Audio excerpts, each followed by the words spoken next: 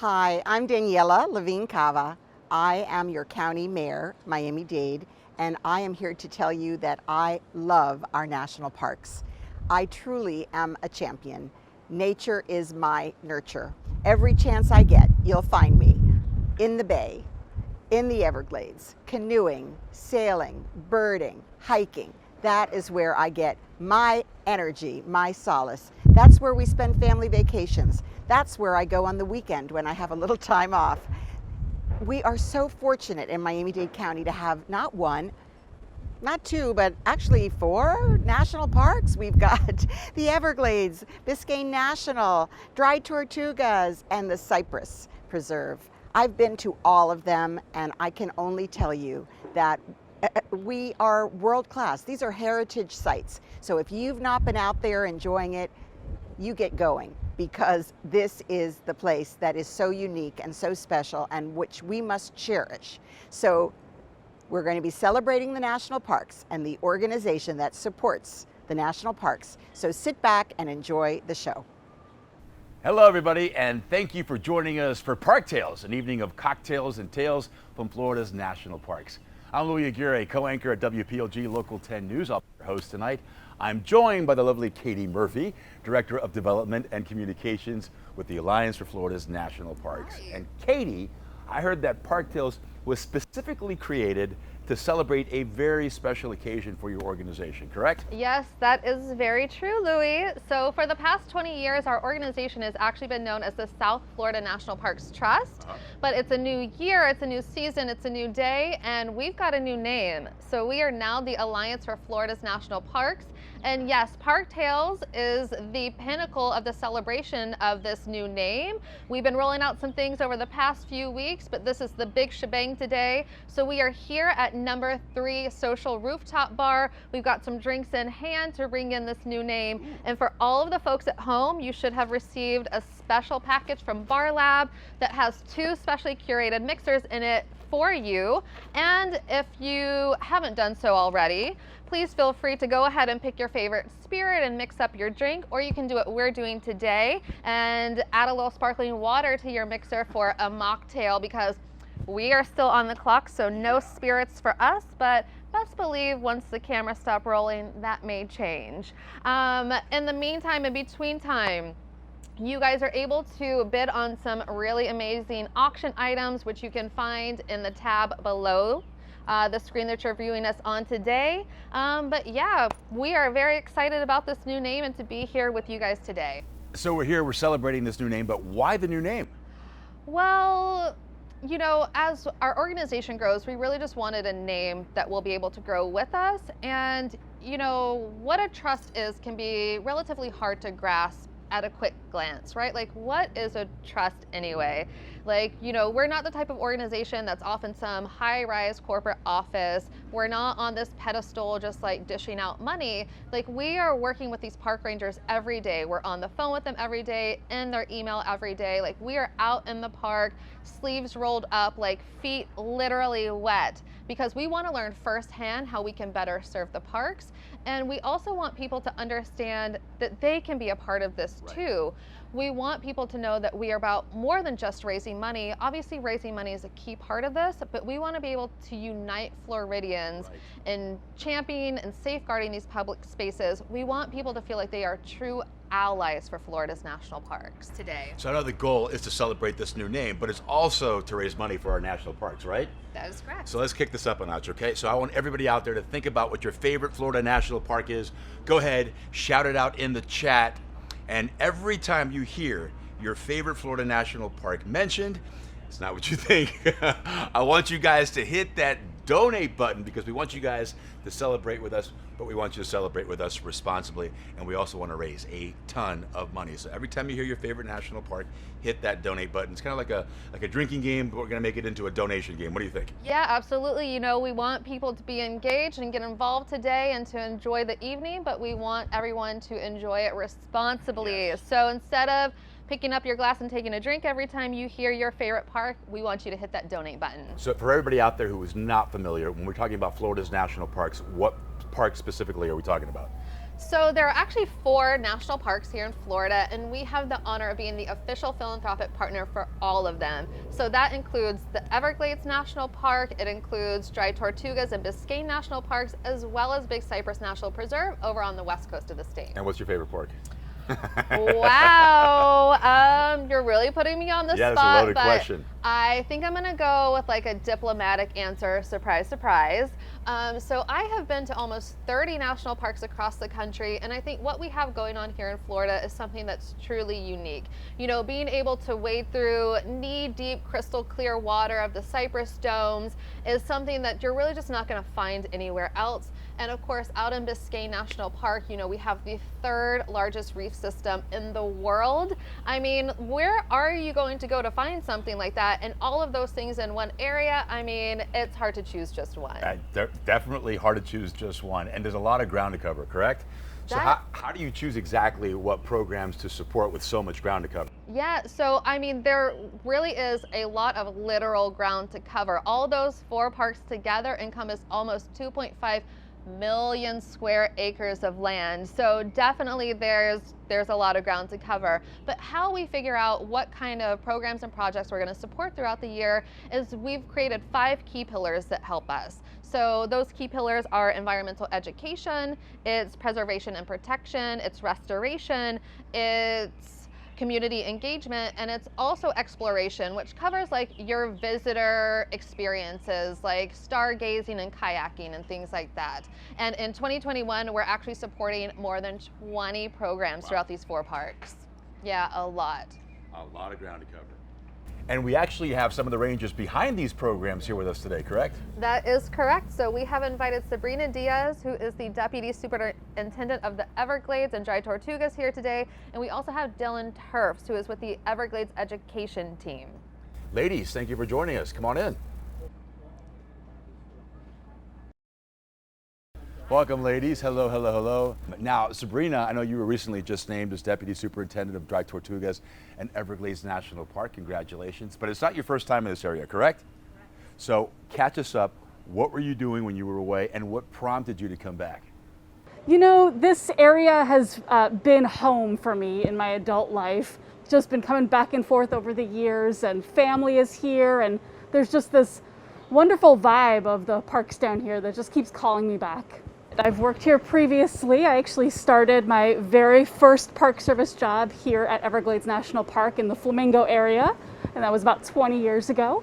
And then most recently been at Yosemite National Park for the last 5 years, and did a brief stint over in Virgin Islands National Park for about 6 months. Well, so all the dodgy places on the planet then. Horrible. I try to pick only the most beautiful. Exactly. And Dylan, a few moments ago, Katie referenced the amazing work that you're doing. You are part of this education team, correct? Talk to me about why this is so important to inspire young girls to love the outdoors. For a lot of the students that we have coming out to the park, this is their very first time having that opportunity to get outside, to explore and learn in nature. And that's something that I think is afforded a lot less to girls. So it's really exciting to be there and to provide this safe space in which they can kind of push their boundaries, to get outside and to connect some of the things that they're learning in school with our local parks. So in a typical year, students are coming out to the park. We work primarily with 4th, 5th, and 6th graders, and we're focusing on really hands-on immersive experiences in nature. This year, that wasn't quite possible. So we've switched entirely to virtual programming, and it's actually been really successful and really wonderful. We've had about 30,000 students participate in these programs thus far, and we're able to work with a broader range of ages. They've been really wonderful. We get a lot of great feedback on them, and it's still amazing how much you can create that connection between nature, even through the screens.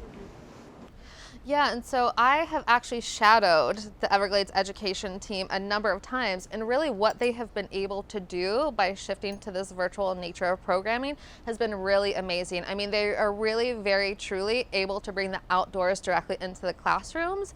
And honestly, these are just 2 ladies that are working behind the scenes of our national parks, like bringing these programs to life, like making sure that these public lands are preserved and restored for future generations to come.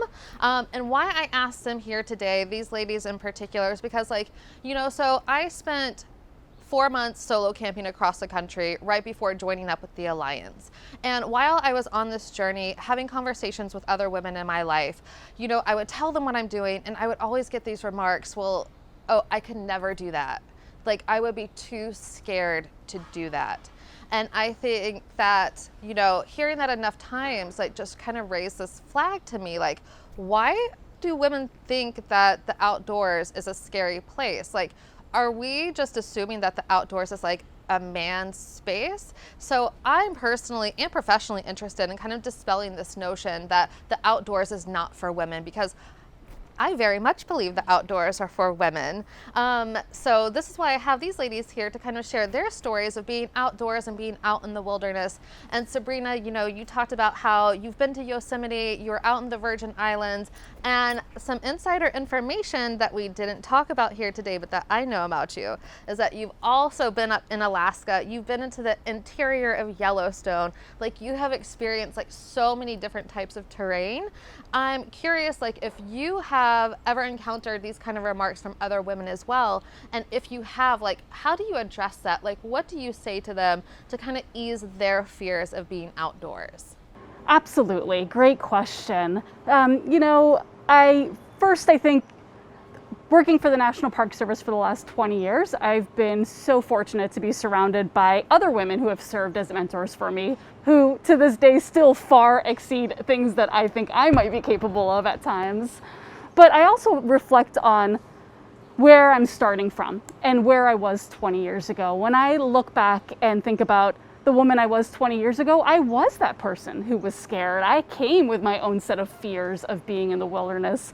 You know, I grew up in an urban environment. Camping and being outdoors was not really part of my youth. And so I have really clear memories of just breaking things up into small pieces, right? Don't think about the big picture.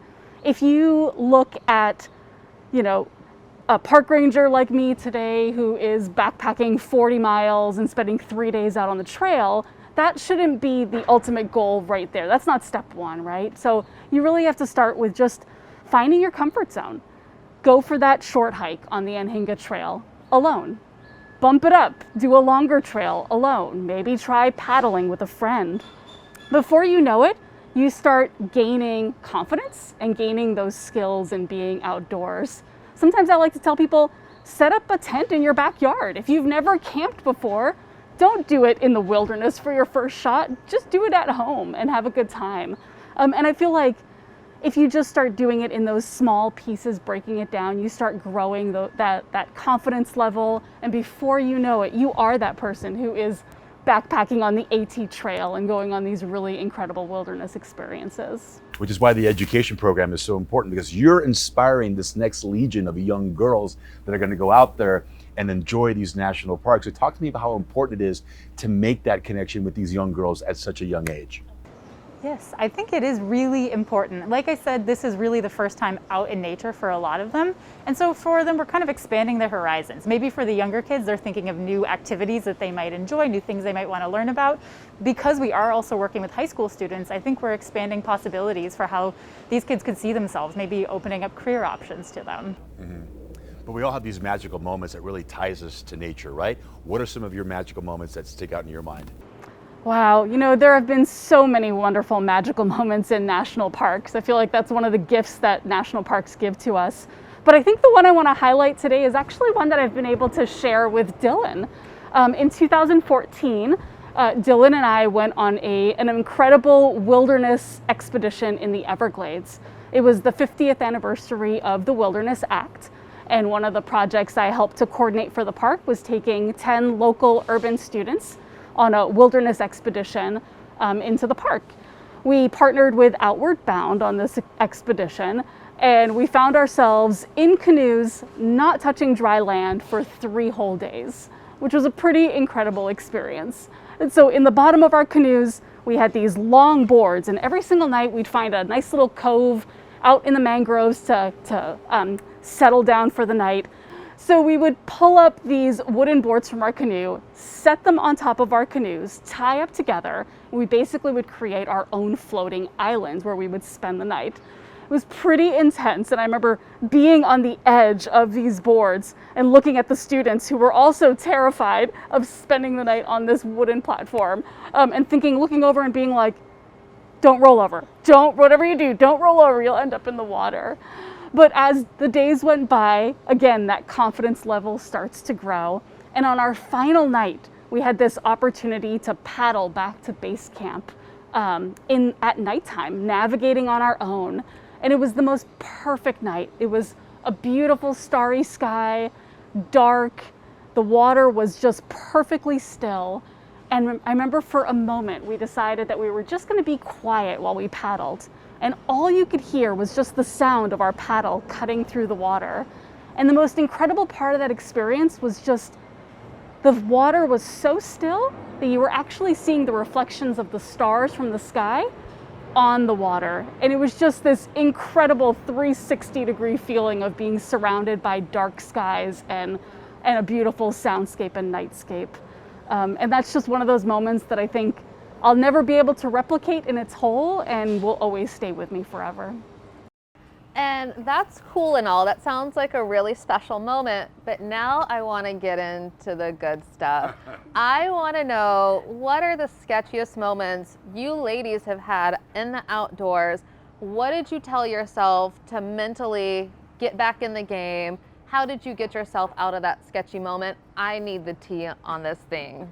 Yeah, I think as a park ranger, you hear about these stories all the time. You hear calls on the radio to rescue visitors, you read about it in the morning report, and you think, how do these people get themselves in those situations? And I found myself last year not being, thank goodness, called on the radio, but certainly being one of those people who thought, oh, this is how you get yourself in one of those situations. And so I was hiking with my family. I have a 9-year-old daughter. And we were right on the edge of Yosemite National Park in the Hoover Wilderness area where dogs are permitted. And it was my husband, myself, my daughter, and our dog, who's a little bit older in age. And she's normally good on the trail, but this was quite quickly very obvious that this was a little bit of a harder trail for our poor older dog. And so we're out there hiking, and we started pretty high up in elevation. We were hiking about 12 miles down to where we had staged another car. And suddenly, as we're hiking down, we suddenly realized that the trail has really just completely petered out. It's just non-existent. And we're looking down, and there's this huge rock escarpment, just all of this scree slope, which is big boulders that are going pretty steep in a vertical inclination. And clearly the trail probably had been there, but it had been a big snow year, and the trail had probably been completely washed out from that snow load through avalanches. And we turned around and realized, well, getting back up looks a little bit hard because we had kind of scrambled down at this point a little bit already. And I remember having that moment of being like, okay, what do we do exactly? And realizing I could see only one clear path. However, my daughter had her own version of what she wanted to do, which was to climb back up. My husband was trying to take us in a different direction, and my dog had decided she was just gonna lay there and not move. And so I feel like those are one of those moments where you're truly tested, right? You've got an entire group of beings with you, and it's that moment that you have to say, okay, everyone pause. We're gonna think about our reactions, because if we make the wrong decision, it could end really poorly, and we don't wanna be those people where it ends really poorly. And so I remember sitting down with having a quick little family meeting and deciding that the best opportunity to safely get out of this situation and go in the direction we wanted was to boulder across this scree slope. And so my daughter was quite frightened, and it was probably one of the first times I've ever seen her cry on a trail. And she was starting to fall apart. And I remember, again, just everyone stop and looking right at her and just getting down on her level and saying, I would never put you in a dangerous situation. This is the safest situation. And if you keep falling apart while we do this, we are gonna fall and we are gonna get hurt. So I need you to stop crying. I need you to pull it together. And it seems so direct, but sometimes when you're in a crisis mode and people are having a meltdown, you have to be really direct and really concise. And that completely worked. She immediately was like, okay, I've got this. and we just hung on to each other, and my husband took my daughter's hand, and I half carried, half pulled my dog, who's a little bit heavier than I want to carry. And we eventually made it down this ski slope and made it safely to our car. So definitely a moment I've reflected on and thought, what could I and what should I have maybe done differently ahead of time? But sometimes you just don't know until you're in the thick of it. And Dylan, what about you? Like, what has been like a less than ideal moment that you have experienced out in the wilderness? Well, I think I take a lot of precautions when I'm bringing other people out into the environment. I'm thinking about when we're going to be back, making sure I let people know, have plenty of water and snacks. If I'm just exploring on my own, I'm not always very good at making that same plan. So that means that sometimes I'm out and I just have a hard time turning around. It's just such a beautiful day. I don't know what's around the next corner. It's just so hard to make myself turn back.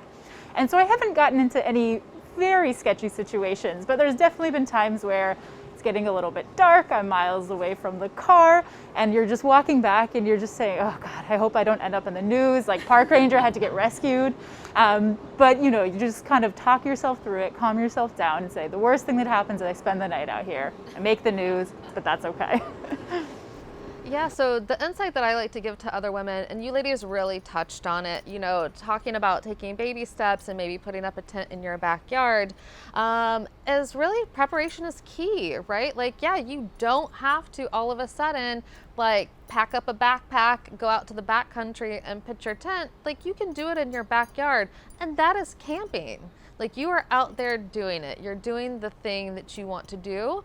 And I think, you know, by taking these baby steps, that when you are ready to take that final leap, when you are ready to go to the backcountry, when you are wanting to go that extra mile, take that extra turn on that trail, and you find yourself in a situation that, like, maybe you hadn't anticipated, you know what to do, more so mentally than physically, right? Because it's a lot of it is mentally just keeping your head in the game and just saying, how do I get out of this? Let me think about this. And you kind of assess the situation and you determine where you need to go. Obviously, there's going to be times where some things happen that you can't prepare for, that you don't anticipate happening. But, you know, you've done the steps that you need to do to get yourself out of that situation and to get mentally back in the game. Yeah, it's being ready for the unexpected, right? Exactly. You know, and I just recently spoke to some gents who had this situation that they had not planned on whatsoever, but they knew exactly what to do when the moment came. We're going to have that conversation in just a moment, but right now, thank you both, Dylan and Sabrina, for joining us tonight. I loved hearing your stories and your experiences in the park, and I hope this conversation inspires even more young girls to go out and enjoy the outdoors. Thanks for being here. Thanks so much for having us. Thank you, ladies. So something miraculous happened in Everglades National Park recently. Normally, I would not refer to a plane crash as something miraculous, but if your plane is going to go down, trust me, this is the way that you want it to play out. Today, I'm joined by a few gentlemen just to recount what happened on that fateful day within Florida Bay. Pedro Ramos, the superintendent of Everglades and Dry Tortugas National Parks, Jose Antonio Oliva, one of the rescuers from that day, and my good friend Charlie Arazosa, who's also one of the leading who's leading the Alliance's campaign to build back Flamingo and Florida Bay better than ever. So Pedro, let's begin with you. Just what happened that day? Fill us in.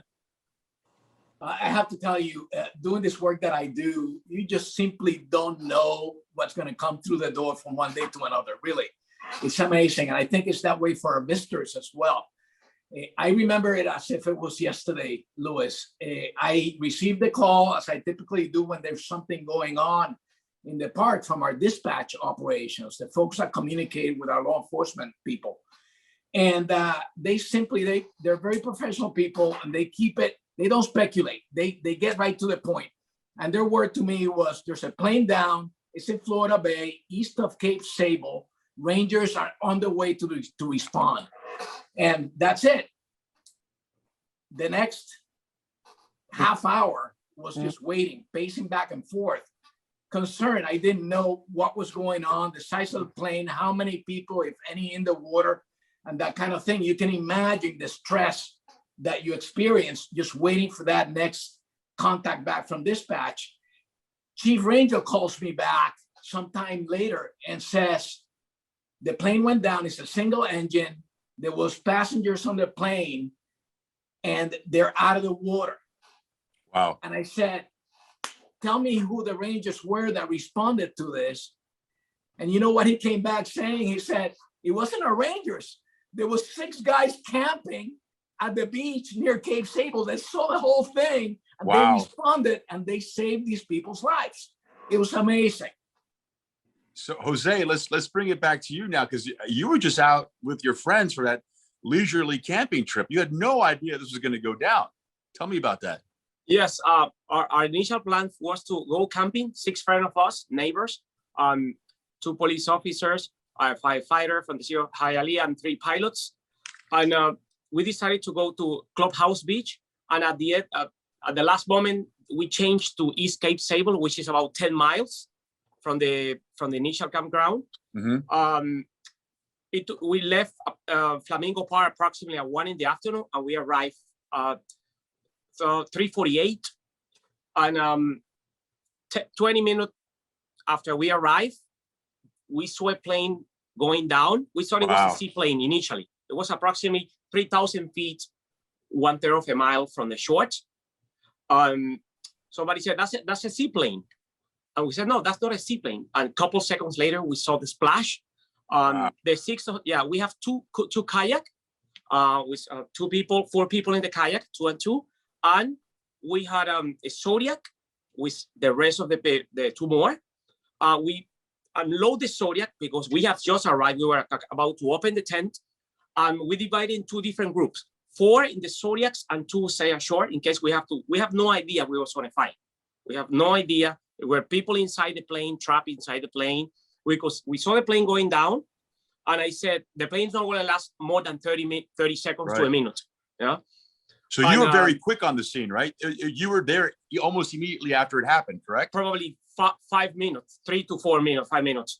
I want to talk to you about that, because I obviously in the news business, we cover breaking news all the time. And I know how exhilarating and what an adrenaline rush it is when you're first to arrive on the scene. What's going through your mind as you arrive and you see this plane in the water and those people trapped inside the plane? What are you thinking?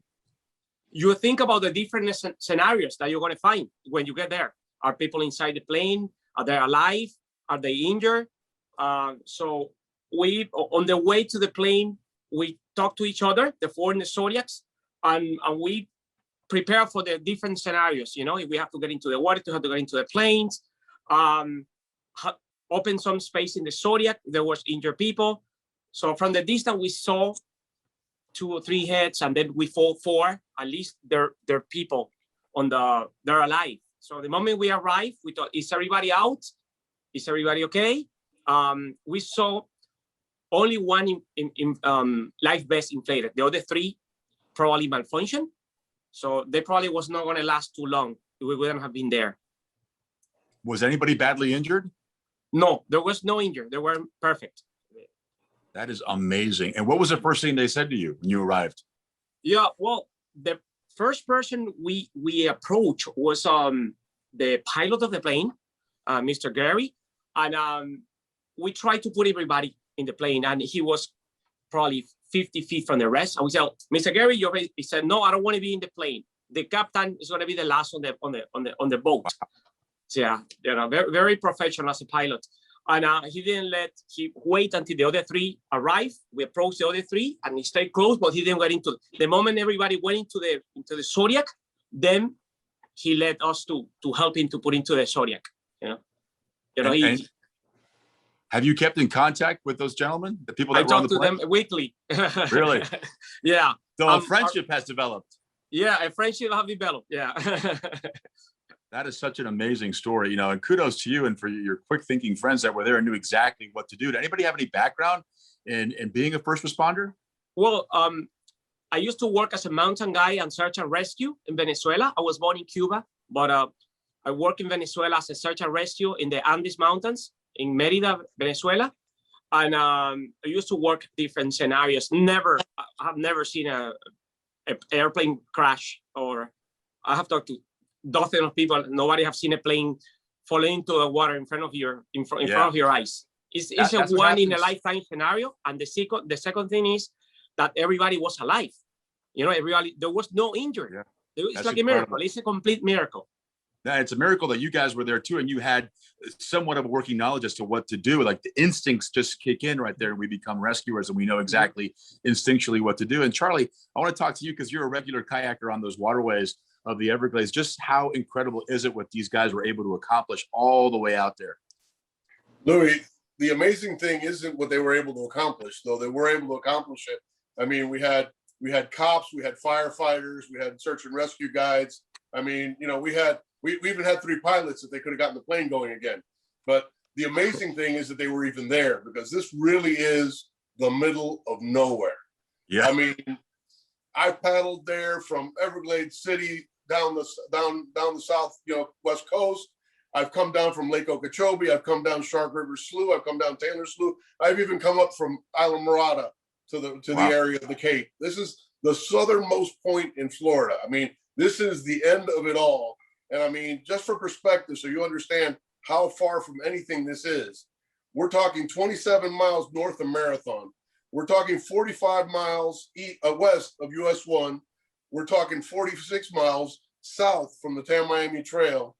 And we're talking 70 miles southeast of Everglades City. And from all those points that I was saying, it's roadless. I mean, this is total roadless wilderness. We're talking probably almost 4,000 square miles. I mean, 4,000 square miles of roadless wilderness. And all of a sudden, where does these guys land? A stone's throw away from 3 pilots and 4 trained first responders. I mean, Lou, this is incredible. This is a miracle. This is almost like if I caught a big fish. Right. Listen, this is a meant to be, man. Nothing is an accident. Obviously, these people were meant to be there, because had these campers not been there, I don't know that these guys would be alive to tell the story. Yeah, No, this place. I'm gonna jump in and say that that the stars truly aligned that day for everybody. And when I got that call back from my chief ranger telling me that no, it wasn't the Rangers, it was the 6 guys that were camping out there that got there first. That's what blew my mind away, because the remoteness of this place is as remote as it gets in the eastern seaboard of the entire United States. And I tell you, if I'm gonna crash on a plane one of these days, I want those guys to be there waiting for me. No doubt. And let's talk about that magical space, because it's such an important part of our ecology, of our environment. It is authentic OG Florida. And I know the Alliance is working very hard to preserve and protect many elements in the surrounding Florida Bay. Is that correct, Charlie? Absolutely, Lou. I mean, I said that this was a roadless wilderness in the middle of nowhere, but actually, I may have overstated the facts just a little bit. There is a road, one road, and it doesn't go to nowhere. It goes to somewhere. It goes to Flamingo, and Flamingo is only 8 miles away from the crash site. That's where these guys pulled out of. That's where these guys launched from. That's where everybody launches from to go out into Florida Bay, up into Whitewater Bay, all the way up 100 miles to Everglades City, up the Wilderness Waterway. I mean, this is a crown jewel of wilderness exploration, and Flamingo is the jumping off point for that. And the reality is that from the 50s all the way until 2005, Flamingo had 2 restaurants, a bar, it had hotels, it had cottages. I mean, my daughters loved those cottages. And then all of a sudden, Katrina and Wilma came back to back and just wiped it off the map, okay? And I mean, it was gone. And the Alliance, or what we used to call the South Florida National Parks Trust, has been fighting an uphill battle for the last 15 years. We put $10,000 on the table within months of the hurricane to say we have to come up with a plan. With those $10,000, we did a charrette to figure out what we were going to do and what it could look like, but it just couldn't work. And we wanted to make Flamingo a destination again. And ever since then, we've been cranking and we've been pushing and we've been pushing, and it's been fits and it's been starts, and sometimes you get frustrated, but it's really coming together.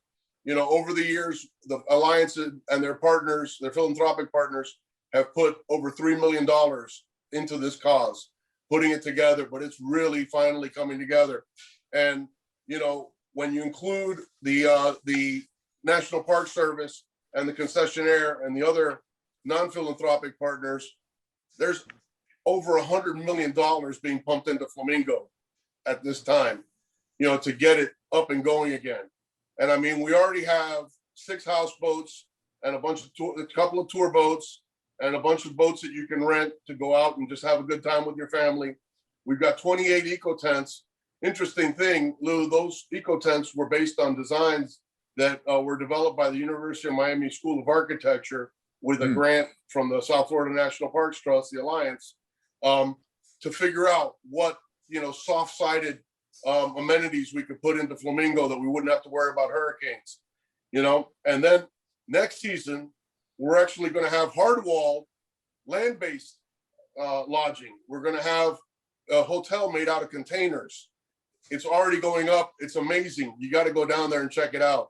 We're going to have a restaurant again. We're going to have a hotel again.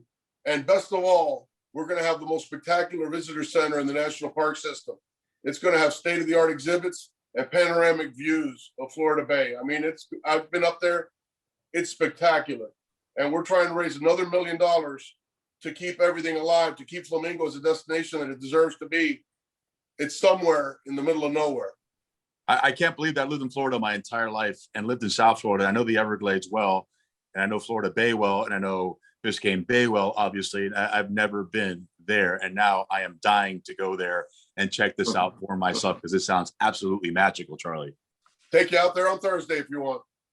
Right, let's make it happen, brother. Okay. All right. Well, listen, it sounds like the Alliance is really doing amazing work for Everglades and Florida Bay. I want to thank you, gents, for joining me today. It's been a pleasure to learn more about the heroic efforts of Jose and his friends and hear more about what's in store for Florida Bay. This is really good. This is good for us. It's good for all of us that call South Florida home, but it's good for the entire planet. And I love that.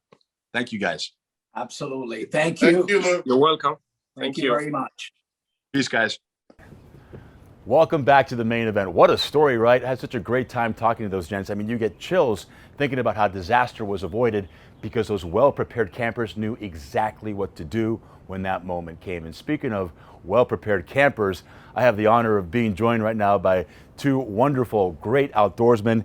I'm joined by Ola McKenzie, a board member of the Alliance with a deep love for Florida Bay, and one of South Florida's most popular and beloved fishing guides, Benny Blanco. Now, both of you guys spent a lot of time out in Florida Bay. Talk to me about what your most memorable experience has been out in the water. My most memorable experience really goes back to when I first started boating back on the bay again after I got out of dental school. And I had just bought into a small boat, and we were having a men's fishing tournament in Plantation Yacht Harbor. And we knew a secret spot, my partner did, of where we were going to blast this out and win the tournament. So we got in the boat with kind of a questionable weather report and proceeded across Florida Bay, the beauty of the Keys, going across Rabbit Key Basin, around Buchanan Bank, up the banks, lightning striking all around us, hair on our hands standing up. And we came out into, all of a sudden, an opening of sunlight at marker 2 just before we got to Cape Sable. And as we rounded the corner, this place was just south of the Pines on Middle Cape Canal, Middle Cape Beach, where we were going, and the snook had been piling up in there. And so as we rounded the corner, we noticed 15 or 20 boats, and the Miami Sport Fishing Club was having a family outing. Kids were in the water running up and down the beach. So it turned out to be an adventure in a new boat, but no fish. No fish after all that. Oh, man. Benny, what about you? I have a ton. You know, I make a living on the water, and I share the Glades with new people every single day. You know, some of those memorable experiences are, you know, witnessing rehabilitation for our wounded warriors who come back, and the Glades is a great place for that. I've experienced a number of angling feats with all my clients, but my most memorable day, without a doubt, is taking my daughters for the first time to the Glades, watching that excitement, that love for the Glades for the first time. And the reason why we all do what we do, to raise awareness for the place, to raise funds for the place, and to want to protect it for future generations. Of course, 100%. And let's talk to you, because you're not just a father, but you're a grandfather. Do you remember your first experience out in the wild, out in the bay, and why you felt it was important to actually foster that and nurture that and pass the torch, not just to your son, but also to your grandchildren? Well, as the kids got big enough for us to go down to Flamingo with them, we started taking them on the boat we had. And then when both boys were maybe 6 and 8, I bought a little Alumacraft to redo and fish the flats, and we tricked it out for flats fishing. And the boys, I even have a picture of my son Gavin sanding on this boat today. And he sanded it and got it perfect, and we went out, and the first day out we caught 40 redfish. And so it was like one of those memorable days that that he never forgot, and Gavin became a great fisherman. Speaking of catching 40 redfish, is that even possible anymore in one fail shot? Oh, it definitely is. Yeah? Yeah, our fishing is fantastic. It's as good as it's been in a long time, because we've had some natural events. Irma left a bunch of water in 2017, and it was like our best bumper crop of redfish, snook, and tarpon since I've been born, probably. And so our fishing is fantastic. It's our habitat that needs help. Right, let's talk about that, because you probably have the most enviable office in the world right now. I mean, Biscayne Bay is your office, so to speak, and so is Florida Bay. And I know that you have a love and a passion for what it is that you do, but you're also very passionate about advocating for our waters and our environment, and it's so important. So what is your message to the people outside of the angler community that don't really know what's going on? What do you want to tell them right now? Well, there's many messages. The main message is that our entire economy, all of our community revolves around the health of those ecosystems. Even whether you're connected physically or not, you are connected to the health of that water. And we all have a part, we all have a voice, we all need to use it to try to protect these places. And it comes down to, it's really our fault. It's our wastewater, it's our stormwater, it's our fertilizer that's going into the water that's causing these problems. It's our deflection of fresh water going into Florida Bay that's causing the problems. We have the ability to fix it. It's our responsibility, and we should do so for future generations. And this is something that everybody should get involved with. We all created the problem. It's up to all of us to fix this problem, correct? We all should be engaged in this. That's right, and what we've proven over the last 5-6 years is that when we do get together, when we do realize that responsibility and speak up and stand up, change happens, and positive change happens. And it's just about us getting together and using our voices. We were just talking about the devastating fish kill that happened in Biscayne Bay, in the Northern Bay last summer, and what a horrible event that was. But at the same time, there was a silver lining. What is that silver lining, Benny? The silver lining is that you have people who wouldn't ordinarily be engaged, who had no idea the problem even existed, who had dead fish in their backyard, who are now very engaged, and their advocacy level last year skyrocketed. As a result, we're seeing fertilizer ordinances, we're seeing motivation in politics unlike any before, and we're about to turn the page on a new day and age in Biscayne Bay, where we're actually taking care of the water. There's a momentum, there is an urgency that is happening now that has never happened before. We're already converting our septics to sewer. A big project just completed right now in North Miami, and that's just the beginning. 120,000 septic tanks need to be converted. It's a big, big project, but there is action that's happening now. And I know, Katie, we also have some big plans with the Alliance, with Florida Bay, and with the Flamingo area of Everglades National Park. Talk to me about that. Yeah, absolutely. So the Alliance has actually created the Flamingo Forever campaign, and this is our biggest fundraising endeavor to date. In the past 20 years since the organization, this is the biggest thing that we've ever done, because we understand that if you rebuild Flamingo, it's going to lead the way for a healthy and robust Florida Bay. And obviously we've heard from these gentlemen that having a healthy Florida Bay is really crucial to the livelihood of South Florida. So we're doing what we can to help rebuild this area, create more memorable experiences to get the visitorship back up. The Flamingo area was hit pretty hard by some hurricanes, and Benny spoke about a very positive kind of result of a hurricane, but there's also a lot of negative things that come with hurricanes, which I think we're all very familiar with. So down in Flamingo, a lot of buildings got devastated, a lot of amenities got wiped out, which kind of, left a hole in the Flamingo experience. So what we're doing is we are fundraising and we are raising awareness for all these other aspects that have to do with Flamingo to really create an elevated exploration experience for visitors, so we can welcome them on down. And I encourage everybody at home tonight, I think after hearing Benny speak and you speak and Olin speak, it shouldn't be really hard to get behind what we're doing down in Flamingo. But I encourage everybody to really get involved in this campaign, and let's build back Flamingo better than ever. I think what we share here is a common passion and love for our environment, correct? Absolutely. And a reverence, and that's the message here tonight, is to love where you live and to take care of our backyard. It is so precious. We're so blessed to live here, to have these amazing places in our backyard. Let's take care of them, guys. You are part of this mission. We are all part of this mission. That's what we're doing here tonight. Absolutely. Thank you guys for joining us and for sharing your love and your passion for Florida Bay and Biscayne Bay and Everglades National Park. And thank you for having me. It's been a pleasure. And thank you guys for joining us tonight. It's so important. Absolutely, yeah. So as we're wrapping up the evening tonight, you know, everybody at home, we've talked a lot about Flamingo and Florida Bay. If anybody wants to go down there and experience it for themselves, we actually have an amazing auction item up for bid that was given to us by our partners at Guest Services, and that's, you can spend some time in one of the eco tents down there, which we actually had a little help in designing, but you can spend a night down there and get like a glamping experience. So maybe you want to experience the outdoors after dark, but aren't ready for that backcountry like full shebang. We've got you. Bid on this auction item, it can be yours. But you know, thanks again to the people here at Number 3 Social for having us and lending us this shoot space today. Thanks to Bar Lab for these amazing cocktails. Thank you to you for leading our conversation tonight. Thank you, gentlemen, to all of our other guests. And yes, auction items will be open for bidding throughout the weekend, so get those bids in. In the meantime, in between time, we can always be found at floridanationalparks.org, and on all social platforms, we are National Parks FL. So look us up, get involved, and let's take care of these parks. Let's take care of these parks. Have a great night, everybody. Thanks. Bye. Peace.